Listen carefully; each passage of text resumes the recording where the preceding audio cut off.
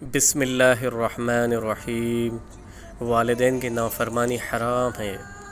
حضرت مغیرہ بن شعبہ رضی اللہ عنہ نے بیان کیا کہ نبی کریم صلی اللہ علیہ وسلم نے فرمایا، بے شک اللہ تعالیٰ نے تم پر حرام کر دیا ہے ماؤں کو ستانا، ماؤں کی نافرمانی، بیٹیوں کو زندہ دفن کر دینا اور دوسروں کے حقوق دبانے اور ناحق مطالبہ کرنا، یعنی جو اپنا نہیں اسے حاصل کرنا، اور تمہاری 3 باتوں کو ناپسند فرمایا ہے، قیل و قال یعنی فضول بحث و مباحثہ، کثرت سوال اور مال ضائع کرنے کو۔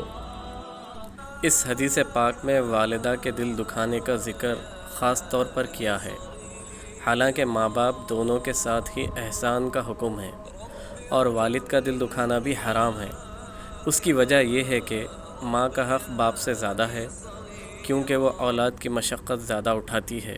اولاد کا ہر وہ قول یا فعل ہے جس سے ماں باپ کو تکلیف ہوتی ہو، بشرط یہ کہ وہ بھی ضد میں نہ آئے ہوئے ہوں۔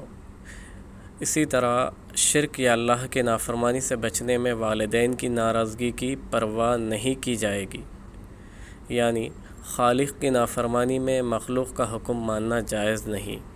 اور تمہاری 3 باتوں کو ناپسند فرمایا ہے، یعنی فضول بحث و مباحثہ۔ اس میں کئی چیزیں شامل ہیں، لوگوں کے متعلق سنی سنائی باتیں بلا تحقیق آگے پہنچانا یا تحقیق کر کے دوسروں کو سناتے رہنا۔ پہلی صورت میں جھوٹ اور بہتان کا مرتکب ہوگا، دوسری صورت میں غیبت اور چغلی کا ارتکاب کرے گا، کیونکہ عموماً لوگ پسند نہیں کرتے کہ ان کے متعلق بات کی جائے۔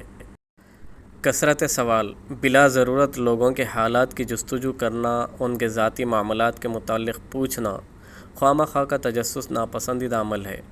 مال ضائع کرنا، ناجائز جگہوں میں خرچ کرنا یا اپنی حیثیت یا موقع کی مناسبت سے بڑھ کر خرچ کرنا مال کو ضائع کرنا ہے۔